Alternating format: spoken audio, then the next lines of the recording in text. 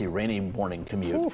Well, the Field Museum is taking another step back to prehistoric times with its brand new exhibit. It's called Jurassic Oceans, Monsters of the Deep. Yeah, it takes a look at the underwater giants that lived 200 million years ago. Emily Parr is the exhibition's project manager at the Field, and she's joining us now to talk a little bit more about this new exhibit. Hello to you. So nice to have you here with us. Explain what people will get a chance to see, what they'll experience.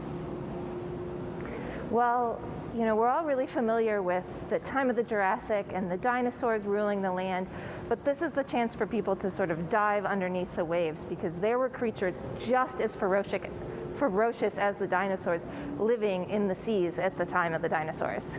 Yeah, I was reading about visitors are gonna wide variety of creatures. Yeah, tell us a little bit about what they'll see. Yes, so we're going to get to see some of those different creatures. There's fossils, there's large life-size casts, there's things that you can touch as well, actual fossils that visitors will get to touch.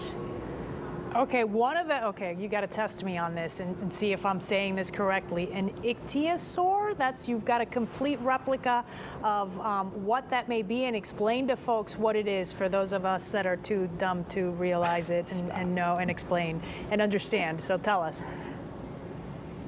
That's right. An ichthyosaur is a marine reptile that was around at the time of the Jurassic, and they kind of looked like a dolphin. So they're about that size, but much sharper teeth. Much sharper teeth. And I mean, we're talking about very big creatures here. You said that there's something kind of similar to the Loch Ness Monster that people will see?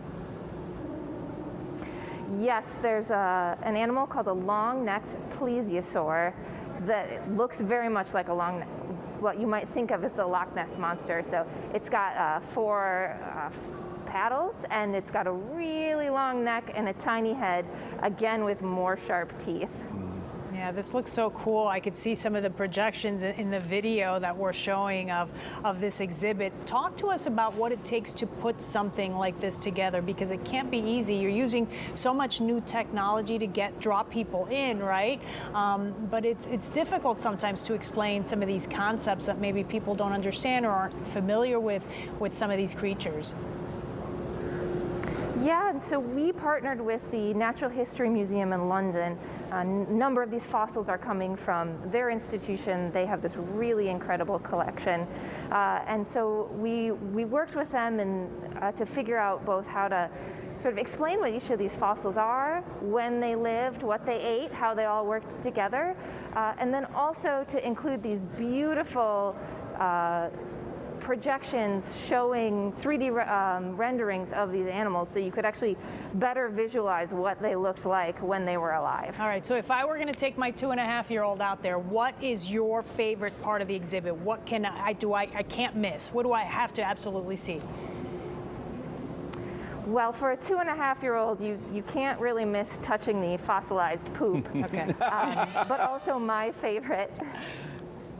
My favorite is there's a giant tail of a fish called a Leedsichthys, which was one of the largest fish to ever live at over 30 feet long. She said fossilized poop? On the air. Okay. Yes, that's We call good. it caca at my house, okay? I don't think you can say that on TV. All right. Oh, thank you so much, Emily. We appreciate it. And you can check out the Jurassic Oceans exhibit at the Field Museum starting this Friday, February 25th. I think getting somebody to say